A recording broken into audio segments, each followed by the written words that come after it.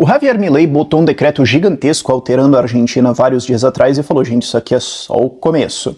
E, cumprindo sua palavra, ele continuou com as propostas e mandou ontem um projeto de 351 páginas, alterando basicamente como toda a Argentina funciona, enviou esse projeto para o Congresso Nacional e falou, ó, vamos votar isso aqui, e se vocês não quiserem votar também, nós vamos para plebiscito.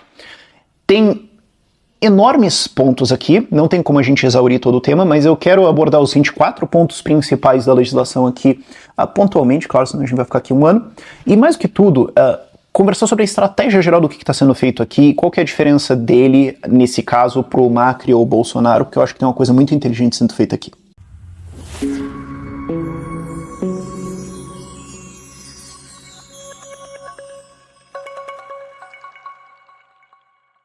Olá pessoal, eu tô supostamente em férias aqui em São João del Rei, mas ainda assim tem que trabalhar, fazer o quê? E por isso o setup tá um pouco diferente, mas tudo bem, agora eu tenho um celular muito melhor para gravar, eu tenho um microfone e tudo mais, acho que esse setup tá bom aqui. E se vocês não gostaram, não tem o que fazer. Mas isso posto, vamos lá. O que ele fez? Ele jogou a proposta, basicamente uma PEC gigantesca, e aí eu não sei se é PEC, mas uma proposta gigantesca de alterar como a Argentina funciona completamente. Ele jogou isso para o Congresso Nacional ontem, Congresso Nacional Argentino. São 351 páginas, não tem como possivelmente entrar em todos os detalhes. Agora, o que é importante entender aqui é o seguinte, ele está propondo um novo conceito de país. Se você ler a introdução ali, que é umas 10 páginas, tá em espanhol, mas cara, você consegue entender tranquilamente ali, ok? Ele está propondo o seguinte, ó, a Argentina tinha uma constituição melhorzinha em 1853, ok?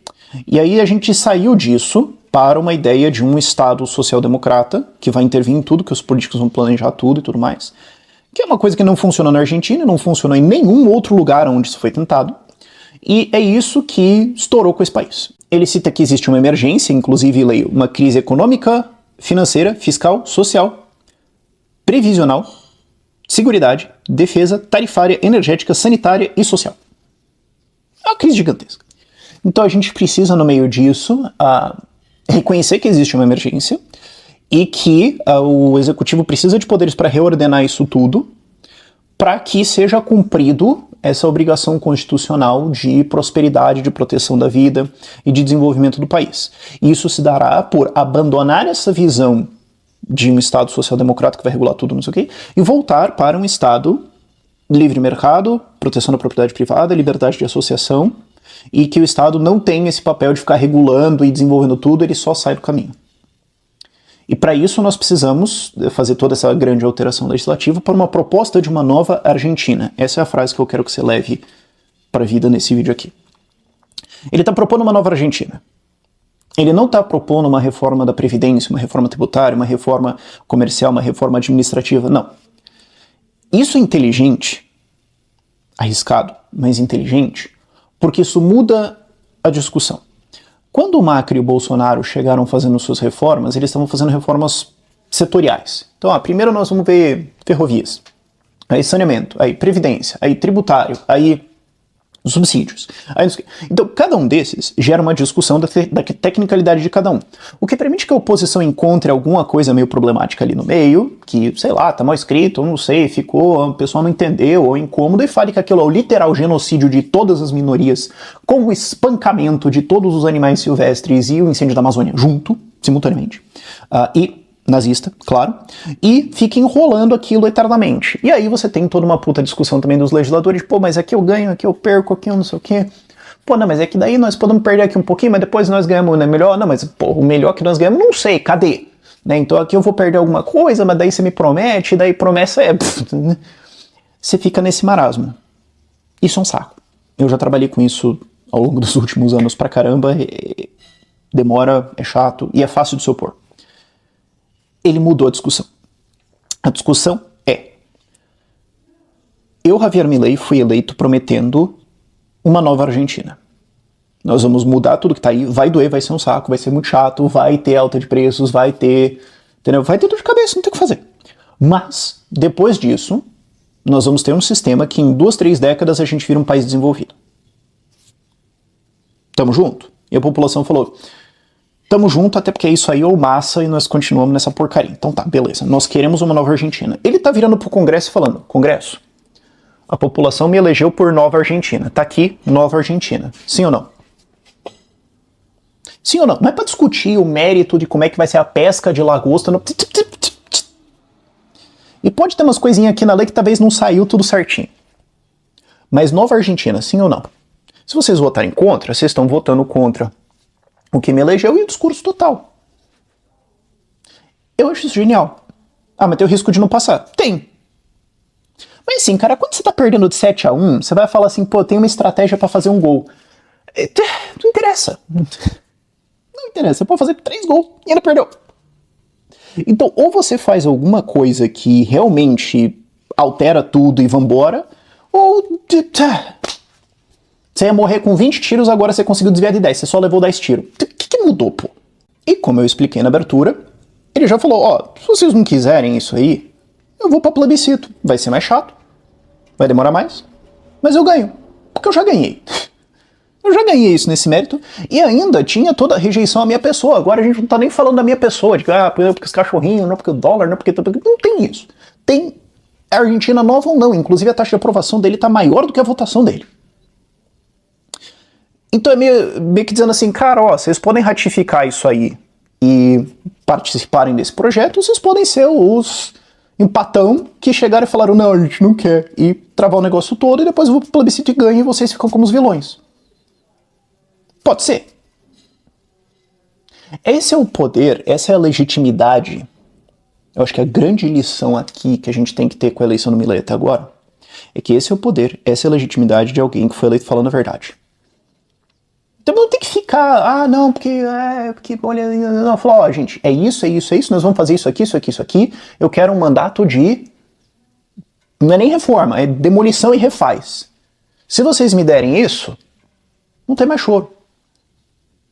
Não tem que alguém fala assim, não, mas eu acho que esse é o poder aqui, eu acho que tem uma grande lição aí, que eu também vou fazer um grande esforço para aprender a incorporar no jeito que eu faço as coisas. Isto posto, aos específicos da lei, que eu falei são 24 pontos aqui, claro, vou abordar bem pontualmente aqui e tudo mais, mas o que ele quer fazer? Os primeiros pontos são de reforma mais administrativa do Estado, e isso aqui são...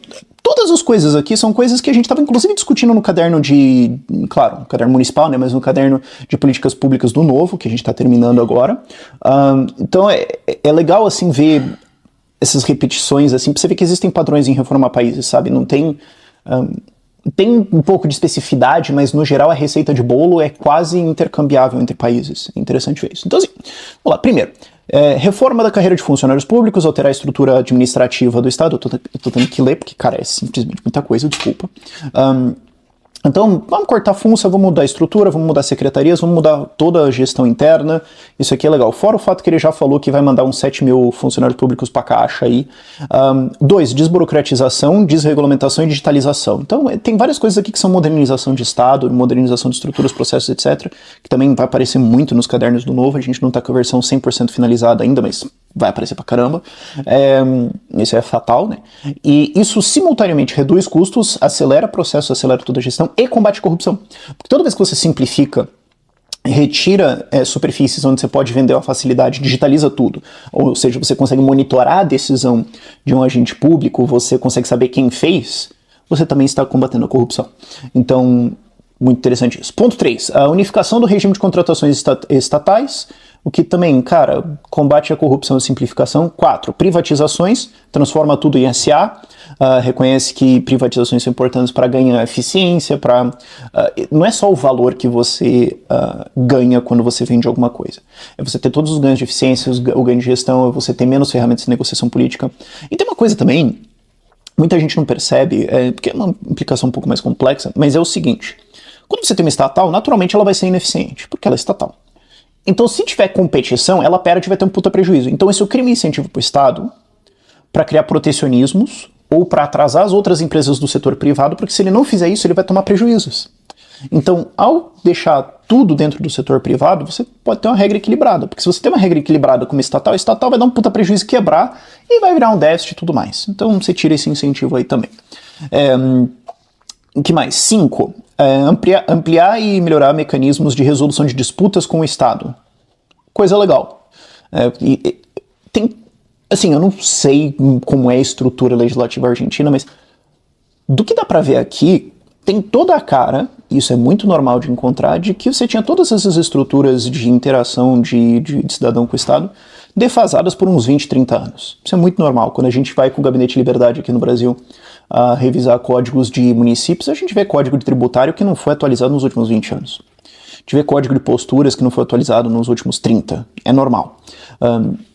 Mas enfim, sexto, revisão da Lei de Procedimentos Administrativos, que é revisão de processos internos, que tem a ver com vistos, autorizações, procedimentos, então desde assim, poda de árvore até autorização para abrir um negócio ou fazer uma estrutura mais complexa. Então vamos modernizar isso aqui tudo. Sétimo, permite a administração rever e cancelar contratos. Então basicamente falar, ó, cara, nós somos falidos, não tem grana, seus contratos não estão racionais, não tem sentido, não é prioridade, nós vamos rever e cortar isso aqui, o que permite também muitos cortes de gastos e, de novo, é normal dentro de administração pública você ter contratos que não têm sentido. A gente encontrou uma vez um caso, não foi no Gabinete de Liberdade, mas eu encontrei esse caso. Era uma prefeitura que tinha um contrato com empresa de asfalto para tapar buraco. E como é que o contrato era medido e cobrado? Pela quantidade de asfalto que saiu da fábrica. Então, se saiu um caminhão de 20 toneladas de asfalto, você pagava 20 toneladas de asfalto. Agora, quantos buracos você cobre ou se cai no meio do caminho? Então, não era assim, vocês são pagos para manter essas ruas. Então, você tem um monte de incentivo errado dentro de contrato que não faz sentido. Né? Muitas coisas acontecem assim. Então, tem que rever isso tudo, cortar isso tudo. E isso volta ao que eu falei já várias vezes, estava falando isso no Perini, falei isso várias vezes aqui. Cara, esse trabalho de reduzir Estado, claro, tem grandes reformas e tudo mais, mas fora isso, cara, é muito um trabalho de enxada. Você tem um lote aí de 10 mil metros quadrados, você tem uma enxada. Você vai ter que ir carpindo uma por uma, cara. Você pode ter as costas mais largas do mundo, você pode ter a enxada mais afiada que já foi afiada no planeta Terra. Vai ser trampo, bicho. Vai ter que abrir os contratos um por um, vai ter que... Cara, é exaustivo, mas fazer o quê? Isso aqui meio que encerra essa estrutura de Estado, gestão aqui. Ponto 8. Desregula o mercado de seguros e crédito. Acho que isso aqui é bem simples das pessoas entenderem, então toca. Regularização tributária. Isso aqui é basicamente uma anistia para ocultação de patrimônio, sonegação, etc. Porque a Argentina, um monte de gente tem um monte de dólares embaixo do colchão, tem patrimônio que eles ocultaram do Estado, um monte de coisa que aconteceu. Então eles estavam querendo anistiar, ó. Até 100 mil dólares você nem paga imposto, vai, esquece, vai. É a mercearia que tava boletando os negócios por baixo, colocando dólar, mas tá... Esquece isso aí, bota o dinheiro no sistema, vamos rodar e acabou, vai, pô, foi. E acima desses valores eles vão colocando alguns impostos e algumas coisas assim, para falar, bom, começou a ficar meio grande, né? Se isso aqui acontecesse no Brasil e tudo mais, eu não recomendaria em absolutamente nenhuma hipótese que você entrasse nisso, porque isso aqui, obviamente, a galera vai ser auditada depois, e a Argentina já teve esses programas aqui, a galera é auditada depois e tudo mais, então assim, você é anistiado agora, mas depois o pessoal dá um jeito de dar na sua cara. Mas vai trazer um pessoal sim, vai trazer fundos para economia formal sim e tudo mais. É bueno, mas quem entrar nisso aqui achando que vai ficar tudo bem, depois vai descobrir que não ficou tudo bem não. Mas fazer o quê? Aberturas e simplificações de mercado de criação de animais, pesca e agricultura, trazendo mais para padrões internacionais. Então, cara, agro é uma coisa importante na Argentina. Vamos abrir isso, vamos simplificar, vamos modernizar sistemas, vamos ir para licenças padrões internacionais, tudo mais. De novo, é uma coisa que tem toda a cara de esqueceram de fazer isso aqui nos últimos 20 anos e agora a gente vai só atualizar isso aqui. Abertura e simplificação do mercado de energia. Isso aqui, e eles entram, esse aqui é um ponto mais extenso, assim, acho que tem vários pontos compactados nesse, se eu me lembro bem. Mas tem, exploração de gás, mercados de energia internacional, como é que vai vender créditos, como é que a gente vai integrar, como é que traz investimento, tem bastante coisa aqui dentro, porque eles vão precisar disso, porque se você tem um país que vai se desenvolver, ele vai uma hora ou outra bater num gargalo energético, a Argentina inclusive tem um grande potencial nisso, então vamos explorar isso aí, bora. E tem também a revisão, dentro desse ponto, revisão da estrutura administrativa estatal de energia. Então, regulação, como é que a gente vai fazer, eles têm estatal disso e tudo mais. 12º, criação de mercado de carbono, que eles podem captar pesado pra caramba, porque eles têm a Patagônia e tudo mais, então a gente pode fazer esse mercado de emissão de carbono, tá bom, a gente captura um monte aqui e vende pros outros, é mais dinheiro pro caixa, bora. Eu sei que tem muita gente que tem críticas a isso, eu tenho minhas críticas ao mercado de carbono, sim, tem esse mercado de vender crédito de carbono e tudo mais, tá? Agora assim, ó, cara, pode criar ou não. Se não criar, não ganha dinheiro. Se criar, ganha um dinheiro com isso. Tem problemas? Tem, mas a gente precisa de dólar no caixa. Esse aqui é a clássica situação de assim, tem o ideal e tem o sim ou não, que é o que dá pra fazer agora. Então, nesse caso aqui, tô on board, embora eu tenha problemas com essa ideia de que mercado de carbono, mas isso é uma discussão muito maior. Liberdade de trabalho de associação, então ele está simplificando de novo regulação trabalhista, o que já estava no decreto e de novo eles vão abordar aqui. E ele já falou que não é só isso. Aqui eu acho que é legal a gente discutir uma coisa que o que tá com cara aqui, eu não sei como é que tá sendo o procedimento deles, mas o que tá com cara de como eles estão fazendo é o seguinte: bota um monte de equipes para revisar tudo e pensar, pô, o que tem que tirar, o que tem que mudar, o que nós precisamos fazer. E a cada X tempo, sei lá, 2 semanas, 3 semanas, a gente dá um passa-régua, junta tudo, bota num documento afuera e continua. Então acho que esse processo aqui vai demorar ainda meses para a gente ter todas as decisões e alterações. Mas, de novo, tem várias coisas aqui de liberdade de contratação, de pagamento, de contratos, enfim. Onde que a gente estava aqui? Direito de legítima defesa. Você vê, cara, tem tudo nessa legislação aqui. Eles entram em coisas de legítima defesa, forças de segurança e tudo mais, garantindo os direitos de legítima defesa, que eu achei muito bom. 15º, manifestações. Então vai ser criado leis mais claras, sistemas mais claros de que você pode se manifestar assim, você só não pode parar o funcionamento da cidade, você não pode impedir a circulação e retirar as liberdades das outras pessoas, que é o que aqui no Brasil a mídia tá falando mentirosamente pra caramba, porque é isso que eles vão fazer o tempo todo. Que ele está proibindo manifestações, o que não é verdade. Tem vários vídeos, inclusive, de manifestações ocorrendo desde que não fecha a rua e tudo mais, então tem o cantinho deles lá, tudo bem. Que mais? Modernização do sistema judicial, eles entram nisso também. Então, modernizar e simplificar a operação, digitalizar, coisas de depósito judicial, tem um monte de coisa aqui. E cobrança de devedores, 17º ponto, isso aqui é legal. Modernização do sistema de cobrança de devedores, que é uma coisa que o brasileiro precisa entender, que é por isso que o juro é alto no Brasil. Quer dizer, tem vários motivos para o juro ser alto no Brasil, mas um dos principais é que é muito difícil recuperar uma dívida. Então eles estão modernizando, atualizando e dando mais segurança jurídica para o sistema de crédito e cobrança de devedores, o que é legal. Aí vão falar, mas daí vão cobrar quem está nos pobres. Porque quando você tem um sistema ruim de cobrança de dívidas, o que acontece é que tem muita gente que começa a viver de bico, de trambique, de tirar dívidas, de tirar um monte de coisa, não pagar nada, e aí o resto das pessoas tem que pagar e nada funciona, as pessoas não querem dar crédito. Acho que pode ser muito educativo isso para o Brasil. E, curiosamente, um dos caras que implementou uma legislação disso no Brasil foi o Lula. Isso aí a esquerda esquece. 18º ponto, isso aqui tem toda a cara de uma lei de sandbox regulatório, isso que não colocaram nisso aqui. Então, liberdade de entes privados de desenvolver tecnologias e formas de empreender, de gerir, etc., em que as partes concordando podem implementar as coisas, não precisa ficar o Estado tendo que regular as coisas em cima, que é basicamente uma legislação de sandbox regulatório, facilita inovação e operação de empresas. 19º, modernização das leis de empresas limitadas, SA, etc.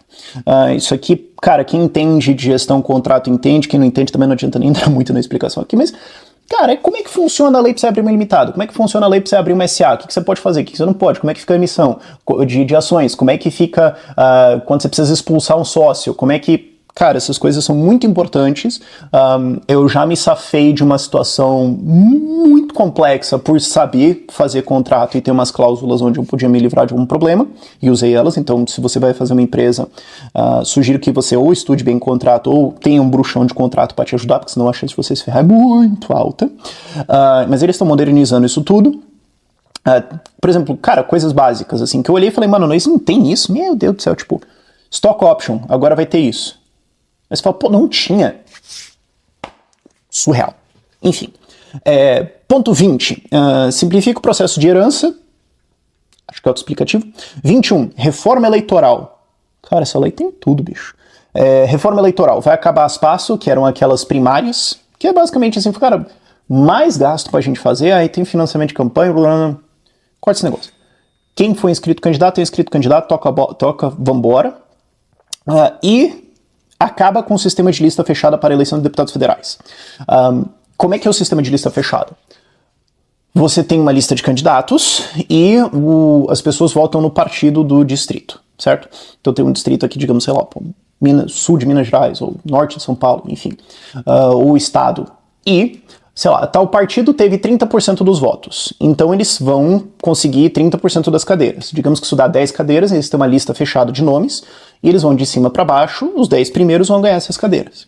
Então o PT defende esse sistema. O partido escolhe quem vão ser os mais provavelmente eleitos para deputado federal. Então eles podem colocar os bandidão lá em cima, e se você gosta do cara que tá lá em oitavo, nono, provavelmente eles ferrou, a não ser que o partido vá muito bem.